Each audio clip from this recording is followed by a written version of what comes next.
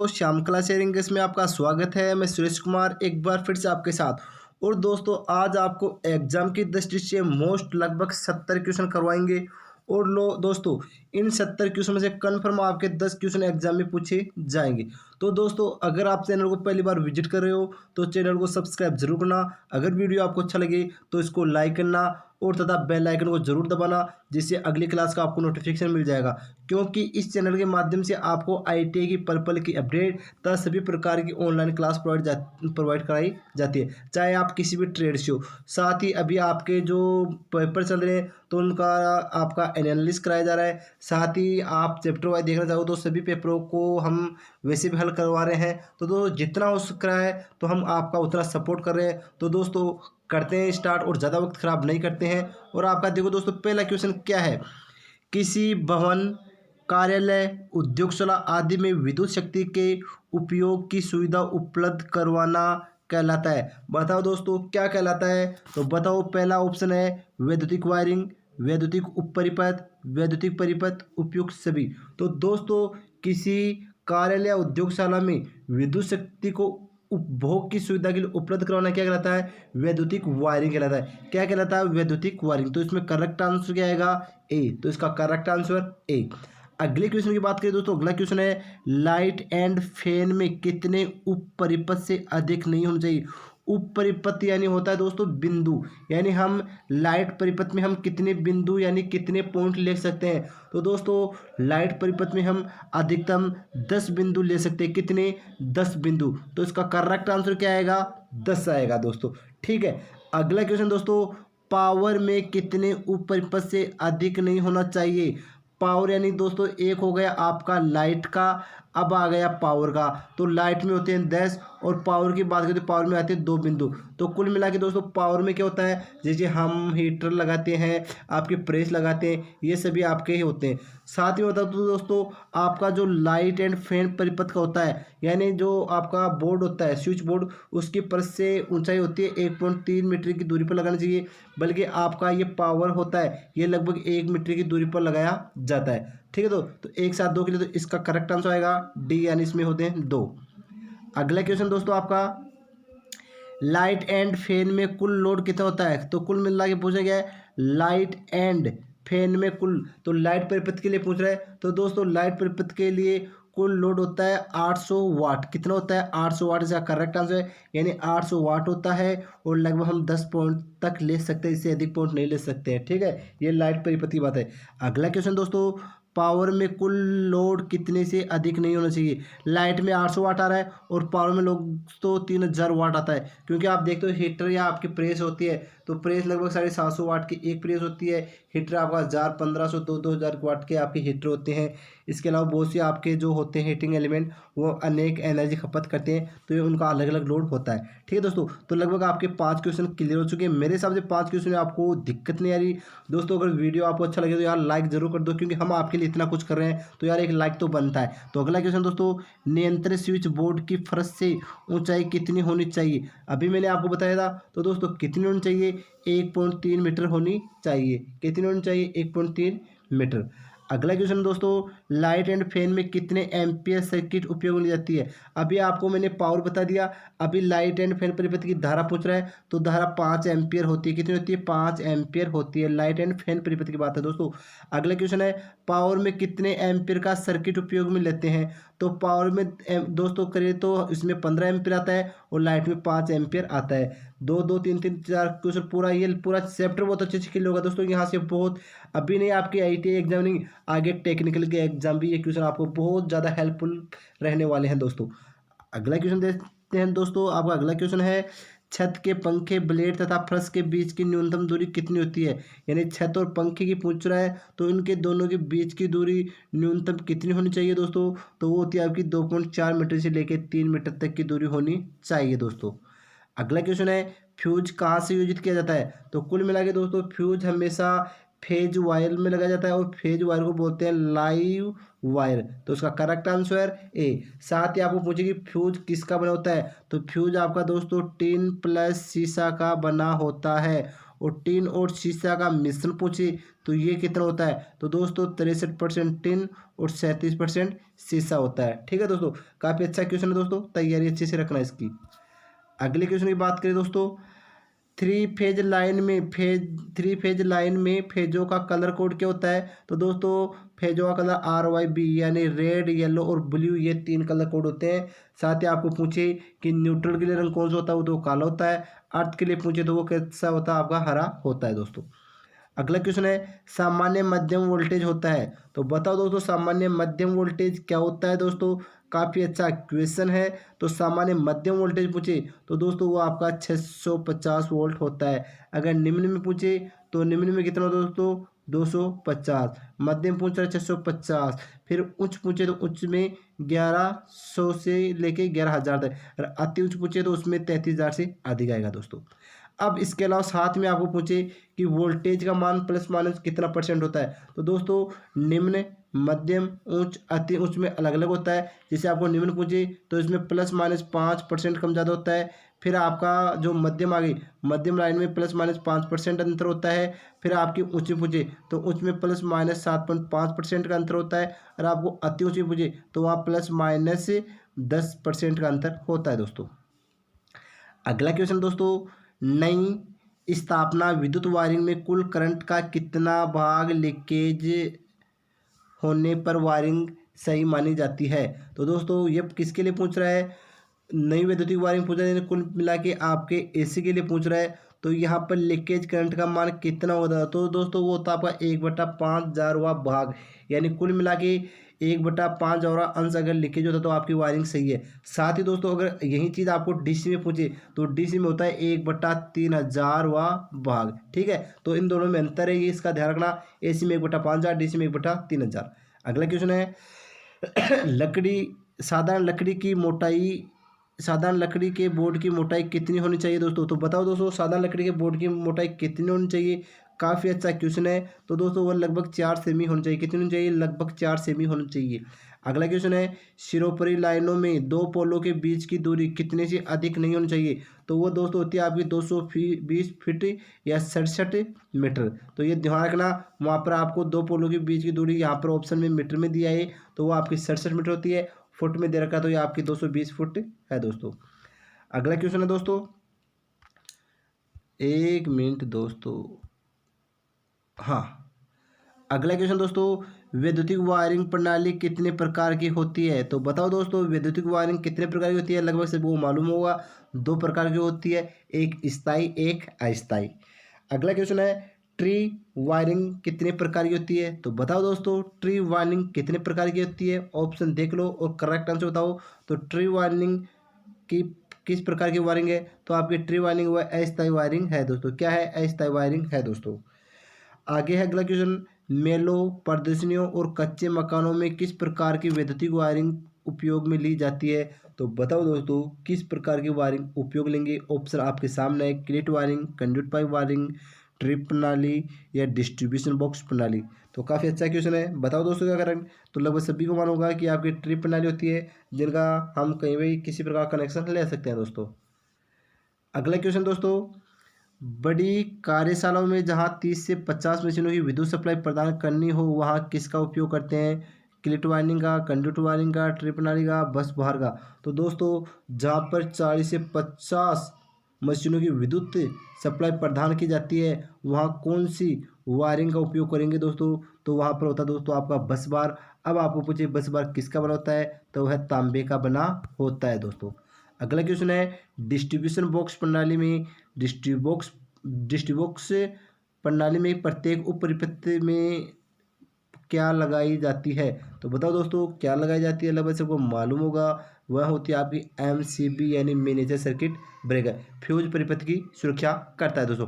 अगला क्वेश्चन दोस्तों, बहुमंजिला इमारत व बड़े भवनों में किस प्रकार की वैद्युतिक वायरिंग प्रयोग में ली जाती है, तो बताओ दोस्तों किस प्रकार की वायरिंग काम में लेंगे। तो वहाँ दोस्तों हम लेते हैं डिस्ट्रीब्यूशन बॉक्स प्रणाली। अगला क्वेश्चन दोस्तों, किसी भवन के विभिन्न कक्षों में DC प्रणाली से विद्युत वायरिंग स्थापित करने के बाद लैंपों, ट्यूबलाइटों पंखों, सॉकेटों आदि में विद्युत वायरिंग किस विधि के द्वारा स्थापित की जाती है? तो बताओ दोस्तों, किस विधि के द्वारा स्थापित की जाती है? तो वह होती है आपकी दोस्तों लूपिंग विधि। क्या होती है? लूपिंग विधि। अगला क्वेश्चन दोस्तों, घरेलू एवं औद्योगिक उपयोग के लिए विद्युत वायरिंग की विधियाँ कितने प्रकार की होती है? कुल मिला के क्वेश्चन है, घरेलू एवं औद्योगिक औद्योगिक उपयोग के लिए विद्युत वायरिंग कितने प्रकार की होती है? तो ये भी आपको लगभग सभी को मालूम होगा कि ये आपकी दो ही प्रकार की होती है दोस्तों। अगला क्वेश्चन है, क्लिट वायरिंग की ऊंचाई कितनी होनी चाहिए? यानी आपकी क्लिट वायरिंग है, इनकी ऊंचाई कितनी होनी चाहिए दोस्तों? तो काफ़ी अच्छा क्वेश्चन है। तो वो दोस्तों आपके 1.5 मीटर की ऊंचाई पर होनी चाहिए। अगला क्वेश्चन है, क्लिट वायरिंगों में दो क्लिट के मध्य की दूरी कितनी होनी चाहिए? तो बताओ दोस्तों, कितनी होनी चाहिए दो क्लिटों के बीच की दूरी? वह लगभग होती है दोस्तों 60 सेमी। कितनी होती है? 60 सेमी। अगला क्वेश्चन है दोस्तों 26 नंबर क्वेश्चन, क्लिट वायरिंग में काम में आने वाली क्लिट सामान्य कितनी झिरी की होनी चाहिए? तो बताओ दोस्तों, कितनी झिरी की होनी चाहिए? तो वह 2 या 3 झिरियों की होनी चाहिए। अगला क्वेश्चन है, अस्थायी वायरिंग कितने प्रकार की होती है? तो बताओ दोस्तों, अस्थायी वायरिंग कितने प्रकार की होती है? तो दोस्तों वह आपकी 2 प्रकार की होती है। कौन सी होती है? ट्री प्रणाली और डिस्ट्रीब्यूशन प्रणाली। अगला क्वेश्चन है, स्थायी वायरिंग कितने प्रकार की होती है? तो दोस्तों आपकी स्थायी वायरिंग लगभग 5 प्रकार की होती है, जैसे कंड्यूट और आपकी होती है, अलग अलग वायरिंग होती है। अगला क्वेश्चन है, लकड़ी की केस हाँ एक होती है आपकी केसिंग कैपिंग। लकड़ी की केसिंग कैपिंग वायरिंग में गिट्टियों की दूरी कितनी होती है? तो बताओ दोस्तों, लकड़ियों की केसिंग कैपिंग वायरिंग में गिट्टियों की दूरी कितनी होती है? तो इसका करेक्ट आंसर है 64 mm। कितना होता है? 64 mm। अगला क्वेश्चन है, केसिंग तथा दीवार के बीच केसिंग तथा दीवार के बीच कितनी मोटाई कितनी मोटी चीनी कितनी मोटे चीनी मिट्टी के गोल इंसुलेटर उपयोग में करते हैं? तो बता दोस्तों, कितने मोटे लेते हैं? तो लगभग होते हैं दोस्तों आपके 6.5 mm। कितने होते हैं? 6.5 mm। अगला क्वेश्चन है, केसिंग कैपिंग में पेच कसते समय पेचों की दूरी अधिकतम होनी चाहिए। तो बताओ दोस्तों, केसिंग कैपिंग में पेच कसते समय पेचों की अधिकतम दूरी कितनी होनी चाहिए? तो वह होती है दोस्तों आपकी 30 सेमी। कितनी होती है? 30 सेमी। अगला क्वेश्चन दोस्तों, कंड्यूट पाइप वायरिंग कितने प्रकार की होती है? तो बताओ दोस्तों, कंड्यूट पाइप वायरिंग कितने प्रकार की होती है? तो दोस्तों आपकी कंड्यूट पाइप वायरिंग भी मुख्यतः 3 प्रकार की होती है। करेक्ट आंसर बी दोस्तों। दोस्तों मज़ा आ रहा होगा, काफ़ी अच्छा क्वेश्चन है यार। तो कर दो वीडियो को लाइक और कर दो अपने दोस्तों के साथ शेयर। अगला क्वेश्चन है, कंड्यूट पाइप वायरिंग में सैंडल्स की दूरी अधिक हो सकती है। तो कितनी हो सकती है कंडक्टर पाइप में सैंडल्स के बीच की दूरी दोस्तों? तो वह होती है दोस्तों आपकी 60 सेमी। अगले क्वेश्चन है, जंक्शन बॉक्स के बाद सैंडल्स की दूरी अधिकतम हो सकती है। तो बताओ दोस्तों, जंक्शन बॉक्स के बाद सैंडल्स की दूरी कितनी हो सकती है? तो वो हो सकती है 30 सेमी। कितनी हो सकती है? 30 सेमी। बस बार किसकी बनी होती है? तो बस बार सबको मालूम है, तांबे की बनी होती है। करेक्ट आंसर तांबा। बस बार कौन सी सप्लाई पर कार्य करता है दोस्तों? काफ़ी अच्छा क्वेश्चन है। तो बताओ, बस बार हमेशा दोस्तों एसी सप्लाई पर कार्य करेगा। अगला क्वेश्चन है, अर्थिंग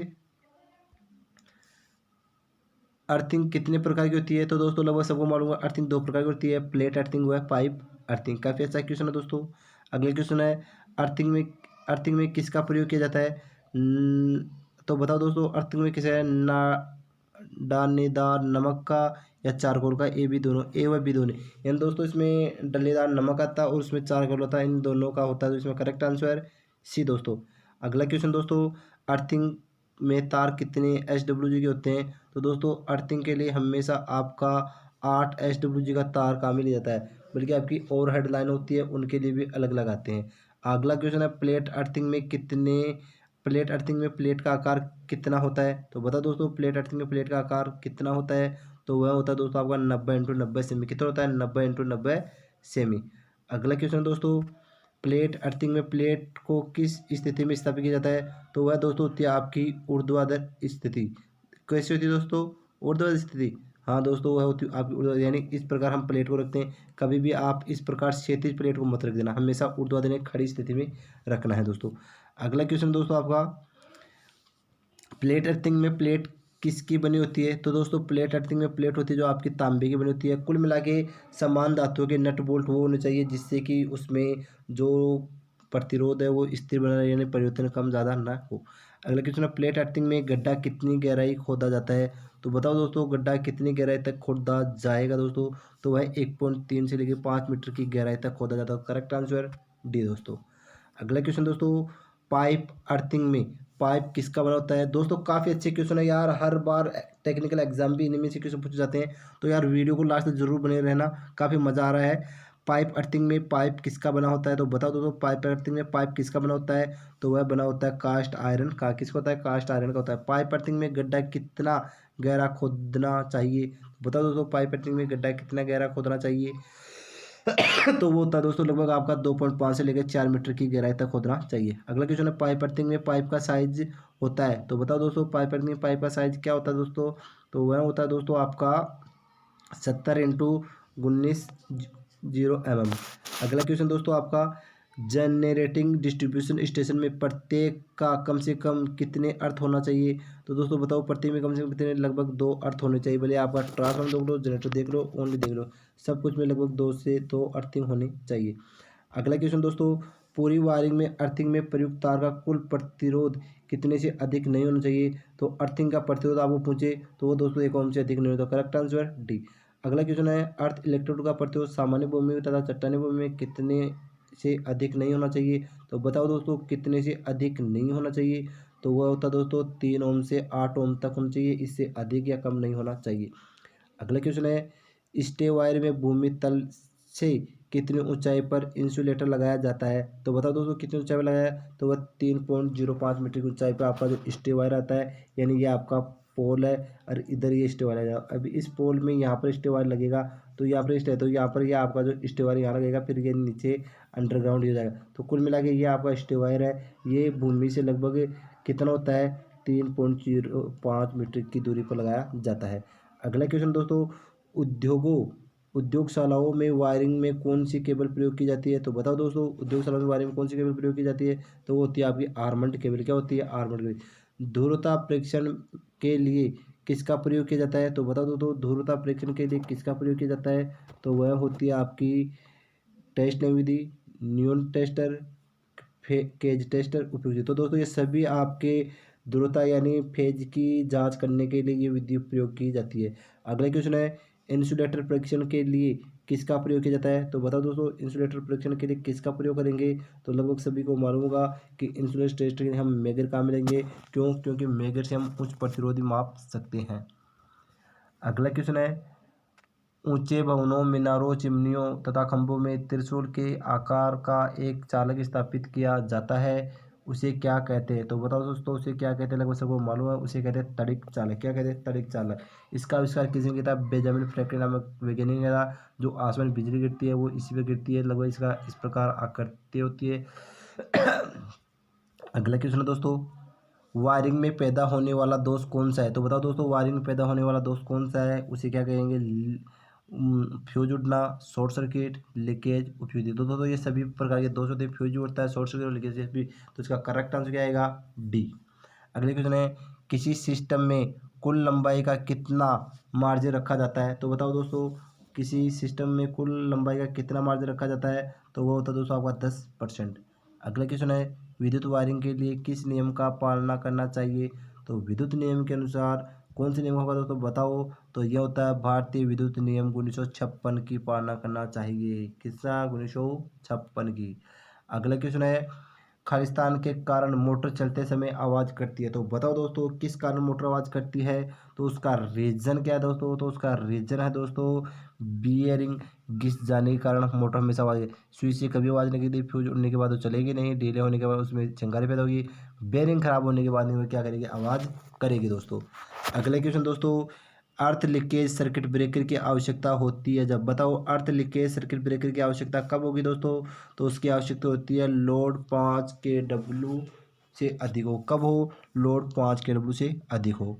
अगला क्वेश्चन दोस्तों सीलिंग फैन की बॉटम से छत की ऊंचाई कम से कम खालिस्तान होनी चाहिए। तो बताओ दोस्तों सीलिंग फैन की बॉटम से छत की ऊंचाई के कितनी होनी चाहिए दोस्तों। तो उसका करेक्ट आंसर आएगा 2.75। कितना आएगा, 2.75। अगला क्वेश्चन है बड़े इंस्टॉलेशन में औजार पर भार खालिस्तान से अधिक नहीं होना चाहिए। तो बताओ दोस्तों कितने प्रतिशत बड़े औजार पर वार नहीं होना चाहिए, तो इसका करेक्ट आंसर आएगा दोस्तों 5%। अगला क्वेश्चन है 4 किलोवाट के ऊपर के लोड के लिए खालिस्तान फेज की व्यवस्था होनी चाहिए। तो दोस्तों जहाँ 4 किलोवाट से अधिक लोड आता है वहाँ पर कितने फेजों की आवश्यकता होती है दोस्तों, तो वहाँ पर दोस्तों न्यूनतम 3 फेजों की आवश्यकता होनी चाहिए। अगला क्वेश्चन दोस्तों, किस कारण पंखा कम गति से चलता है, तो बताओ दोस्तों पंखा किस कारण से कम गति से चलेगा, कैपेसिटर के दोष के कारण। हाँ दोस्तों, अगर कैपेसिटर में दोष है तो वो कम गति पर चलेगा, यानी उसका जो रेटिंग है वो घट चुकी है, तो आप न्यू कैपेसिटर यूज करके उसकी रेटिंग बढ़ा सकते हो दोस्तों। अगले क्वेश्चन है गीजर में पानी ज़्यादा गर्म होने का कारण है, तो बताओ दोस्तों गीजर में पानी ज़्यादा गर्म होने का कारण क्या है, तो दोस्तों वह रीजन बताओ क्या कारण है दोस्तों गीजर में पानी ज़्यादा गर्म होने का दोस्तों। तो बताओ दोस्तों इसका करेक्ट आंसर क्या आएगा, तो इसका करेक्ट आंसर आएगा दोस्तों आपका एल्यूमिनियम, सॉरी, करेक्ट आंसर आएगा स्विच खराब होने के कारण। क्या आएगा, स्विच खराब होने के कारण। अगला क्वेश्चन दोस्तों आपका 65 नंबर क्वेश्चन कि विद्युत वायरिंग में अधिकतर किस धातु के तार प्रयोग की जाती है, तो दोस्तों विद्युत वायरिंग में अधिकतर बताओ किस धातु के तार प्रयोग करते हैं, तांबे के, एल्यूमिनियम के। ये विद्युत वायरिंग के लिए बना दोस्तों, विद्युत वायरिंग हम ज़्यादातर तांबे के उपयोग करते हैं क्योंकि इसका प्रतिरोध क्या होता है, कम होता है। अगला क्वेश्चन है शिपलट लोड वायर क्यों लगाया जाता है, तो बता दो शिपलट लोड वायर क्यों लगाया जाता है दोस्तों, तो बताओ दोस्तों इसका करेक्ट आंसर क्या आएगा, तो इसका करेक्ट आंसर आएगा दोस्तों आपका शॉर्ट सर्किट से बचाव के लिए, हाँ दोस्तों, ओवरलोडिंग से बचाव के लिए, हाँ दोस्तों, ए बी दोनों, हाँ दोस्तों इसका करेक्ट आंसर आएगा ए और बी दोनों। अगला क्वेश्चन है भारतीय विद्युत नियम 1956 के अनुसार छत के पंखों में कितने वाट शक्ति निर्धारित की गई है, तो बताओ दोस्तों कितने वाट शक्ति निर्धारित की गई है दोस्तों। काफ़ी अच्छा क्वेश्चन, तो वो आएगा आपका 60 वाट। अगला क्वेश्चन है भारतीय विद्युत नियम 1956 के अनुसार निर्वात पंखों की शक्ति खालिस्तान होनी चाहिए, तो बताओ दोस्तों निर्वात पंखों की शक्ति क्या होनी चाहिए, तो उनकी सामर्थ्य के अनुसार होनी चाहिए। क्या होनी चाहिए, उनकी सामर्थ्य क्या है, उनकी रेटिंग अलग अलग वाट की होनी चाहिए। भारतीय विद्युत नियम 1956 के अनुसार प्रदीप्ति लैंपों में के कितने वाट शक्ति का निर्धारण की गई है, तो बताओ दोस्तों इसका निर्धारण कितने वाट तक की गई है, तो ये तो लगभग सभी को मालूम होगा 40 वाट। अगला क्वेश्चन दोस्तों, एक स्थान से दूसरे स्थान तक विद्युत धारा को ले जाने पर केबल सतह से कम खालिस्तान की ऊंचाई होनी चाहिए, तो बता दो दोस्तों दोनों केबलों के बीच में कितना गैप होना चाहिए, तो वो है आपका 4 मीटर। अगला है ग्राफीय चिन्ह किस विद्युत उपकरण को दर्शा रहा है, तो ये तो लगभग सबको मालूम है, पंखे का पॉइंट। क्या है आपका पंखे का पॉइंट, बल्कि आपका लाइट का पॉइंट पूछे तो लाइट का इस प्रकार आएगा दोस्तों, ट्यूबलाइट का पूछे तो ट्यूबलाइट का इस प्रकार आएगा, और वायर का पूछे तो वायर एकदम सीधा आएगा दोस्तों। अगला क्वेश्चन दोस्तों, एम एस ग्राफिकल चिन्ह किस परिपथ को दर्शाता है, तो बता दो तो एम एस ग्राफिकल चिन्ह किसको दर्शा रहा है, तो वो बता रहा है एम यानी मशीन और एस यानी स्विच, तो करेक्ट आंसर बी यानी मशीन स्विच।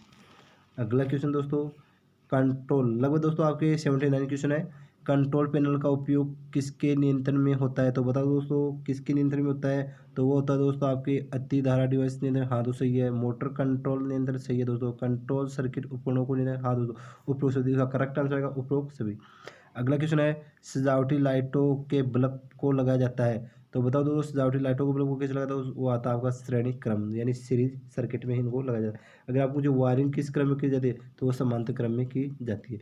अगला क्वेश्चन है सजावटी लाइटों की श्रेणी में एक बल्ब के लाइन से असंयोजित होने की स्थिति में क्या होगा दोस्तों, तो बताओ दोस्तों क्या होगा, तो सभी बल्ब जलना बंद हो जाते हैं। अगर एक को बीच में से हटा देंगे तो पूरे बल्ब आगे जलना बंद हो जाएंगे। बंद हुए सजावटी बल्बों की श्रेणी में फ्यूज बल्ब का पता लगाने की विधि कौन सी है, तो बताओ दोस्तों कौन सी विधि है, तो वह दोस्तों आपकी है जेफ्ट विधि। इसके अलावा कौन सी विधि है आपकी, नियॉन बल्ब विधि, तो इसका करेक्ट आंसर डी। अगला क्वेश्चन है लाइट पॉइंट का ग्राफिकल चिन्ह बताइए, तो बताओ दोस्तों लाइट पॉइंट का ग्राफिकल चिन्ह क्या होता है, तो वो होता है ओ एल, एल यानी ओवर, एल यानी लाइट यानी ओवरलोड लाइट। आगे है क्वेश्चन अक्ष प्रतीक प्रदर्शित करता है, तो बताओ दोस्तों अक्ष प्रतीक किसको प्रदर्शित करता है, लगभग सभी को मालूम होगा, दीवार के पार दीवार के पार करना यानी दीवार को पार करना। ये लास्ट क्वेश्चन है इस चैप्टर का विद्युत वायरिंग के लेआउट तैयार करने में प्रयुक्त आवश्यक वस्तु है। तो बताओ विद्युत वायरिंग के लेआउट तैयार करने में प्रयुक्त आवश्यक वस्तु कौन सी है दोस्तों? तो स्टील रूल है, सही है। वुडन बोर्ड है, ट्राई स्क्वायर, तो इसका करेक्ट आंसर ट्राई। तो दोस्तों आज के लिए बहुत महत्वपूर्ण क्लास थी। तो आपका अपना कीमती समय देने के लिए तहे दिल से धन्यवाद।